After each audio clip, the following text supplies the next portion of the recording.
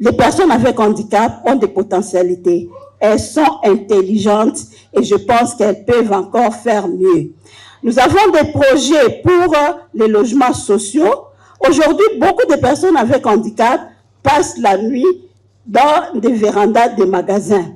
D'autres sont dans ce qu'on appelle, entre guillemets, les centres d'hébergement qui n'en sont pas un, parce que si vous voyez les conditions dans lesquelles ils passent nuit, ça laisse à désirer. Et c'est pour cela, en tant que ministère des tutelles, nous avons dit il faut que nous les sortions de cette précarité, que nous puissions construire, et c'est possible avec la République démocratique du Congo.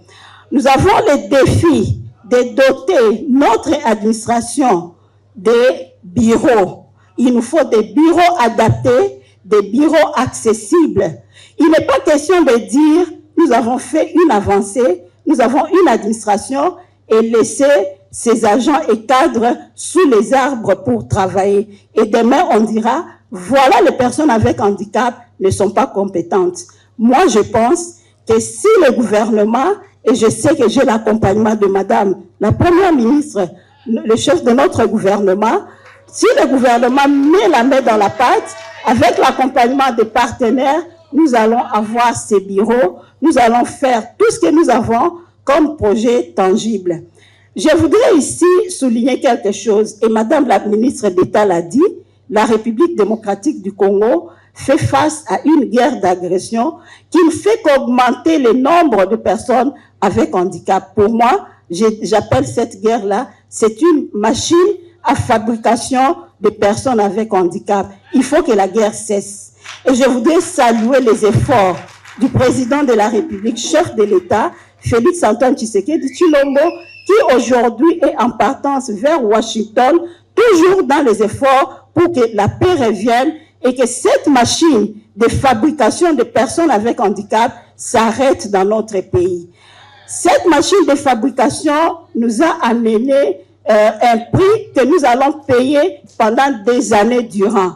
Aujourd'hui, lorsque nous parlons des efforts pour le développement de la République démocratique du Congo, sachez que si nous devrions avoir un budget de développement de 2 millions, nous devons en avoir un pour 4 millions. Pourquoi?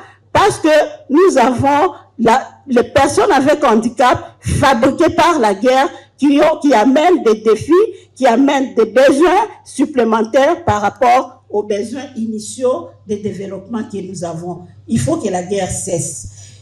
Et pour que cette guerre, même si la guerre cessait, nous avons l'obligation, en tant que gouvernement, de pouvoir reconnaître tous ceux-là qui sont devenus handicapés à cause de cette guerre.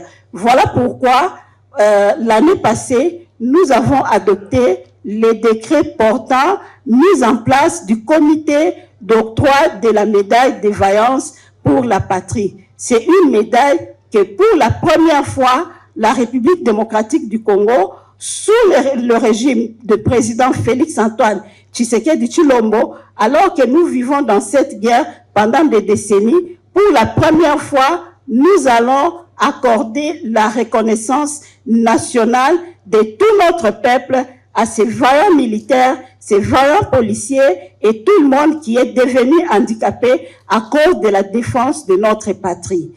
Je voudrais terminer, je vais faire une demande à tous nos partenaires. Comme nous avons échangé hier, je pense que ça a été le premier pas et nous allons continuer les échanges dans le cadre du comité de suivi de la mise en application de tous les projets structurants que nous avons eu à examiner lors de la table ronde que nous avons eue hier.